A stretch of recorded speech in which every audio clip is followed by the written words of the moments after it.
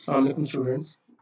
Last lecture में हमने different types of probabilities को डिस्कस किया, जिसमें फर्स्ट टाइप जो थी that is known as the classical probability.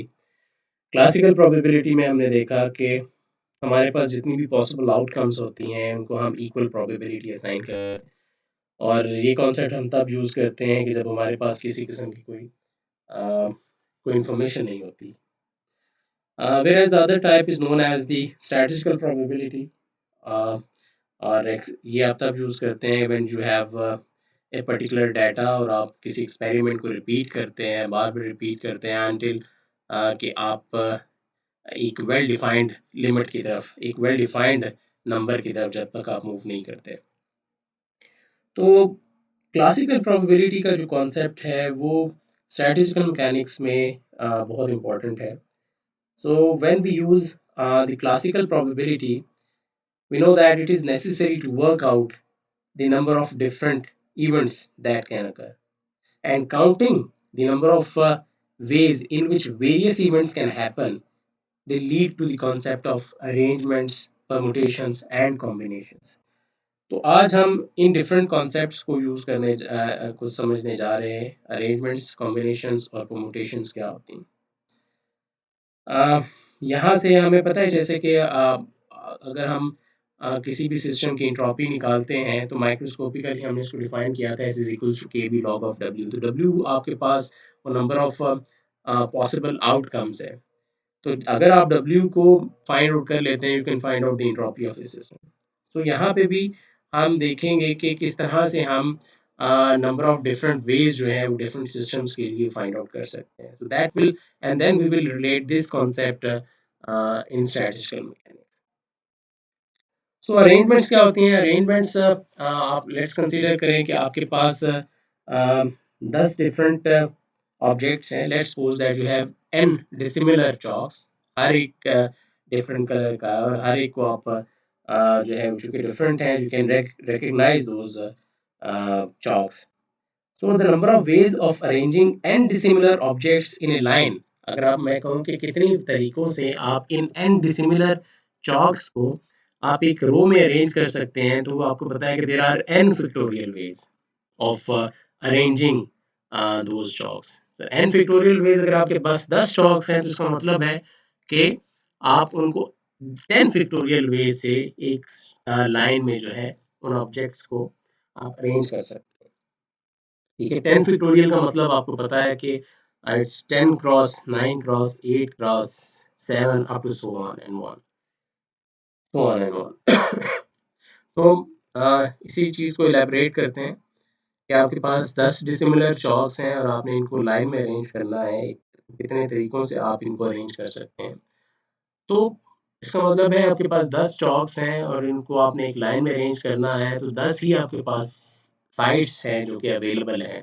मतलब कि 10 आपके पास सीट्स हैं जो कि आपने फिल करनी है 10 डिफरेंट चॉक्स के साथ। ठीक है, तो पहली फिल सीट जो आप फिल कर सकते हैं, उसको फिल करने के आपके पास कितने तरीके हो सकते हैं? वो डेफिनेटली आपके पास 10 तरीके होंगे कि आप एक पहला वाला ब्लू उठा सकते हैं चाक, रेड उठा सकते हैं, ग्रीन उठा सकते हैं। तो किसी भी एक चौक उठा के आप जो है वो साइड जो है वो फिल कर सकते हैं। So when the first side is filled by any of those chalk, इसका मतलब है कि बाकी आपके पास नो साइड्स अवेलेबल हैं, नो चौक्स हैं, तो लिहाजा जो सेकंड साइड है वो आप 9 तरीकों से जो है उसको फिल कर सकते हैं। सिमिलरली जो थर्ड साइड है उसको आप 8 तरीकों से फिल कर सकते हैं, और इसी तरह से आप बाकी साइड्स को जो है वो फिल कर सकते हैं। तो लिहाजा the total number of arrangements of 10 sticks of chalks कितनी होगी? There will be 10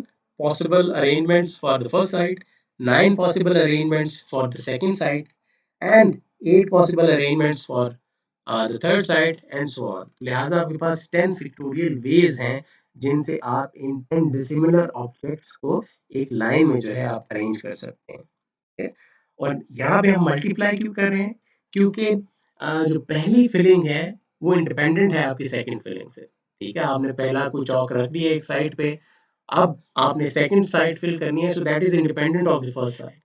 ठीक है, so it means that you will multiply in this case. तो यहाँ पे भी इंडिपेंडेंट इवेंट्स होते हैं, आप मल्टीप्लाई करते हैं। तो इसका मतलब है there are 10 factorial ways of arranging 10 dissimilar objects in a रो।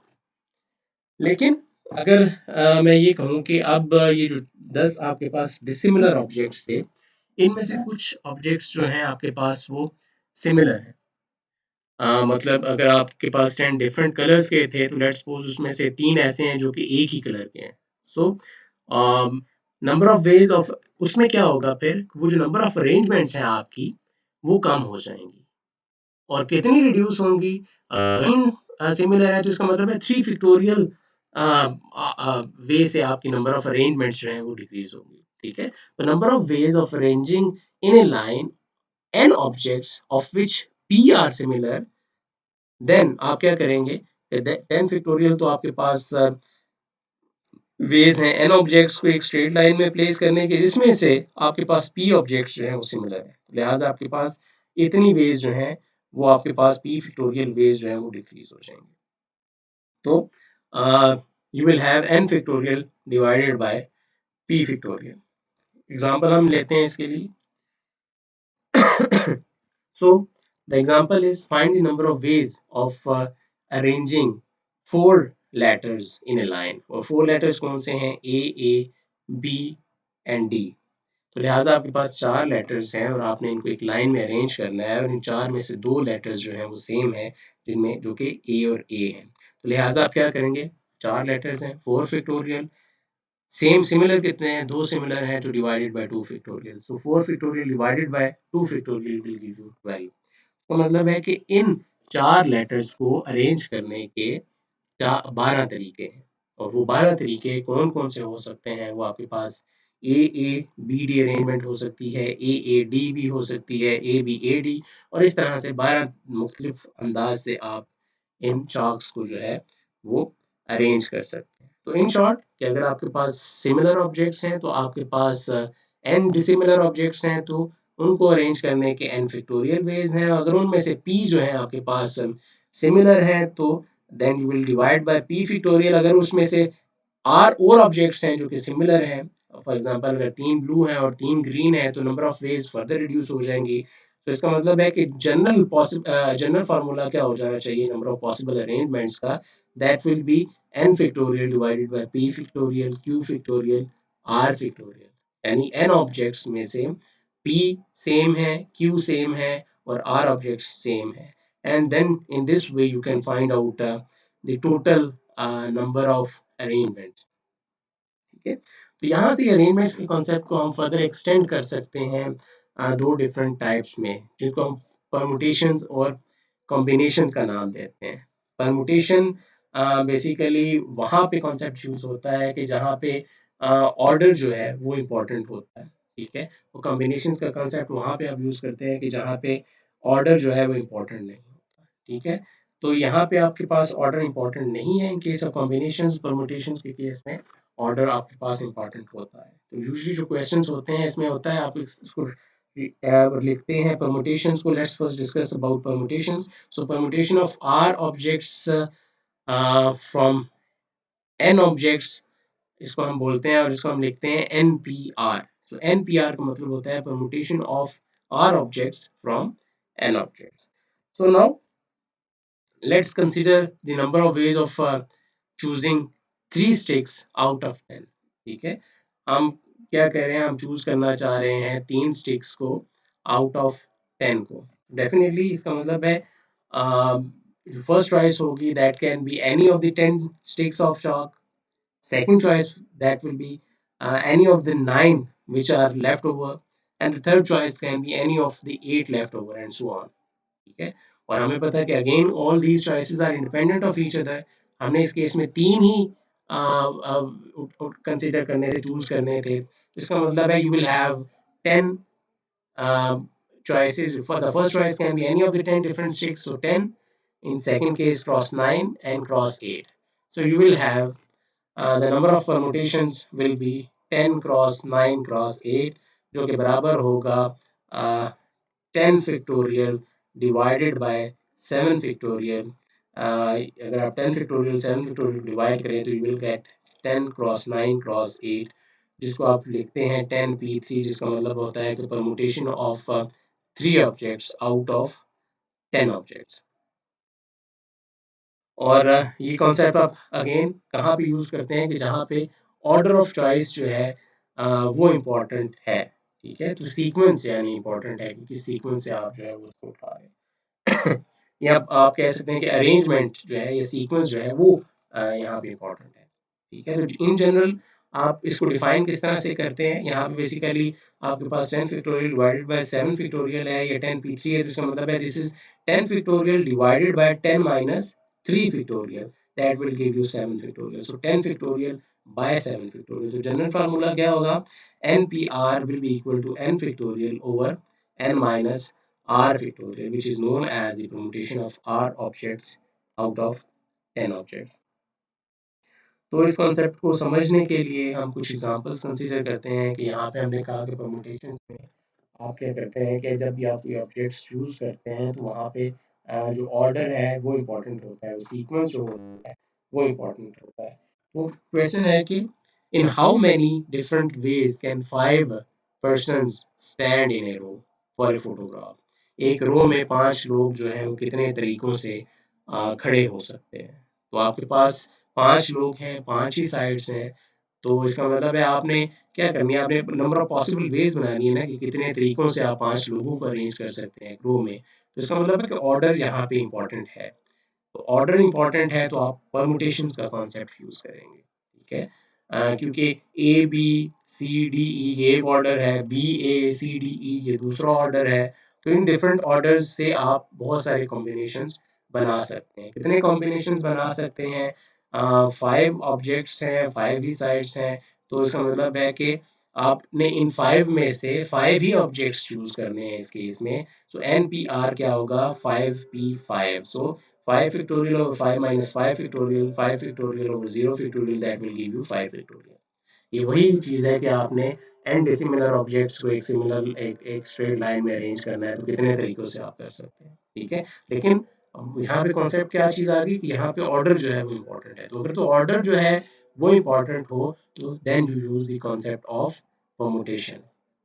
तो यहाँ पे आपके पास 5 फैक्टोरियल वेज है जिससे आप इन 5 ऑब्जेक्ट्स को 5 पर्सन्स को अरेंज कर सकते हैं फॉर ए फोटोग्राफ, ठीक है।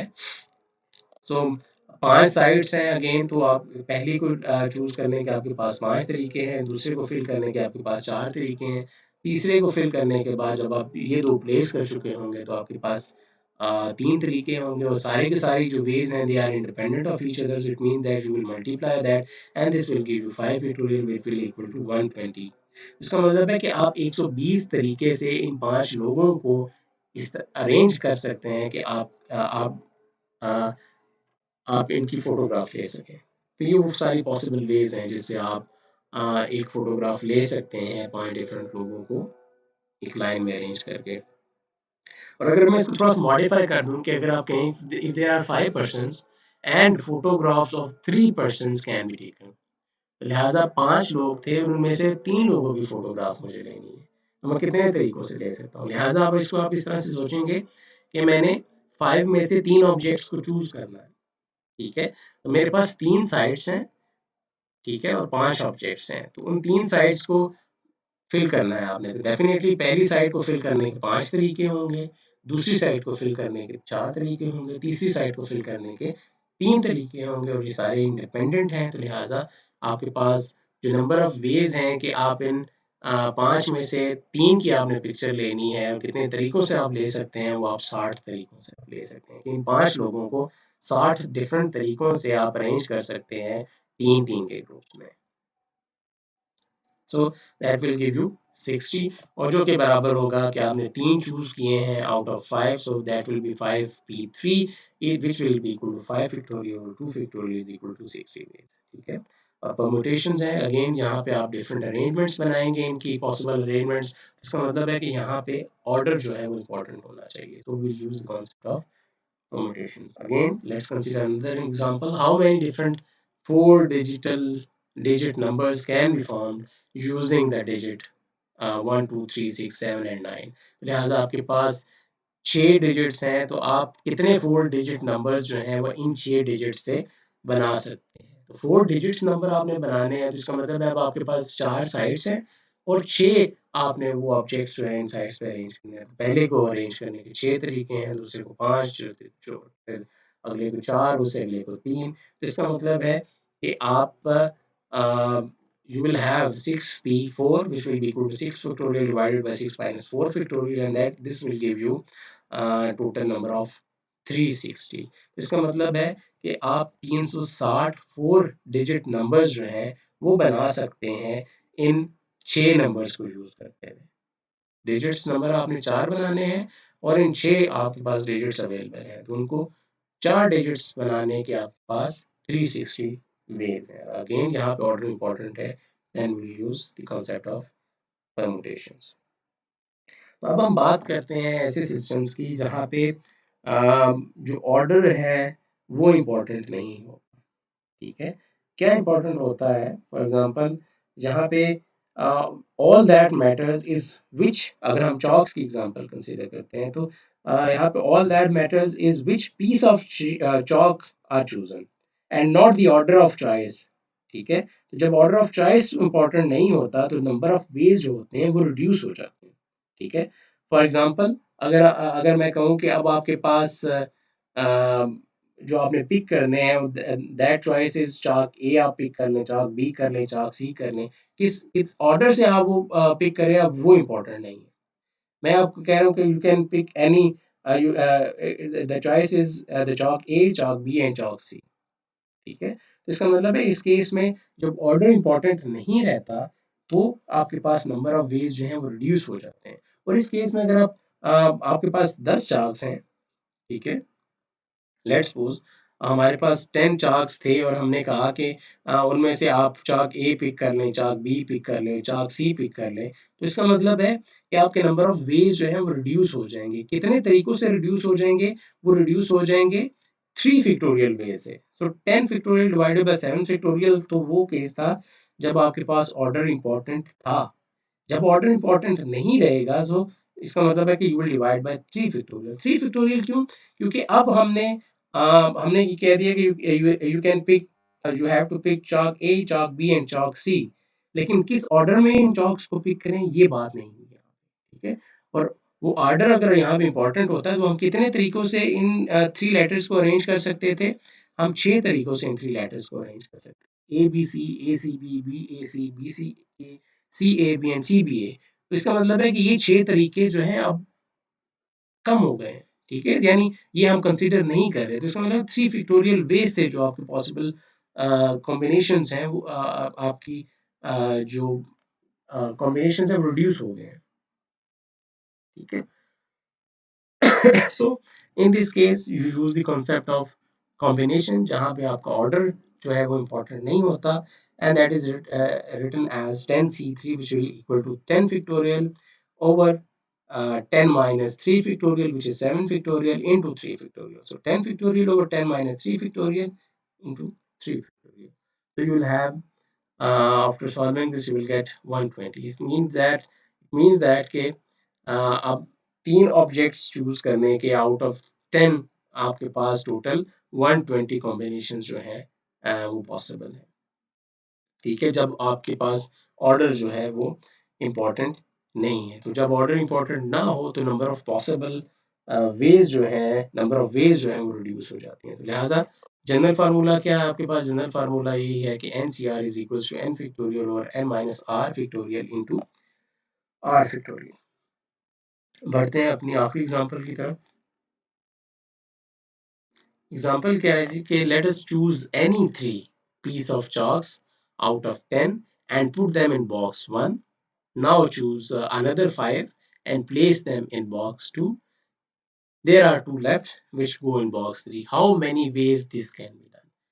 आपके पास टोटल 10 चाक हैं, आपने पहली बार 3 चाक उठाने हैं, उनको बॉक्स 1 में रख देना है। फिर आपके पास 7 रह जाएंगे, 7 में से आपने 5 उठाने हैं, उनको बॉक्स 2 में रख देना है। फिर आपके पास 2 रह जाएंगे, उन 2 को आपने उठाना है और उनको बॉक्स 3 में रख देना है। तो आप कितने तरीकों से ये कर सकते हैं? ठीक है, तो कितने तरीकों से हम ये कर सकते हैं? अब देखिए यहाँ पे ऑर्डर जो है वो इम्पोर्टेंट नहीं है, आपने एनी 3 उठा लेने हैं। ठीक है। तो फर्स्ट चॉइस क्या होगी? आपने पहले 3 उठाए और बॉक्स ए में डाल दिए। सो 10 C3 जो कि बराबर होगा 10 फैक्टोरियल और 10 माइनस 3 फैक्टोरियल इनटू 3 फैक्टोरियल, यानी 10 factorial divided bye 7 factorial into 3 factorial. ठीक है, तो ये तो वो चार्ट्स आपने 3 चार्ट्स उठा लिए, ऑर्डर इंपॉर्टेंट नहीं है, और आपने रख दिया उनको बॉक्स 1 के अंदर।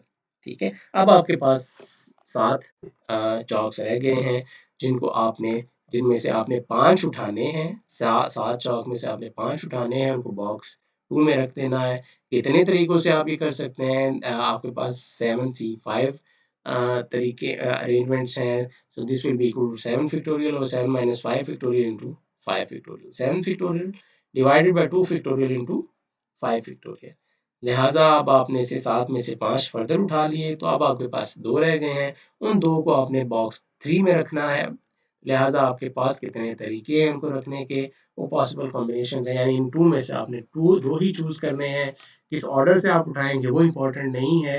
लिहाजा that will be equal to 2 factorial over 2 minus 2 factorial into 2 factorial, जो कि बराबर होगा 1 के, कि एक ही तरीके से आप उसको रख सकते हैं बॉक्स 3 के अंदर।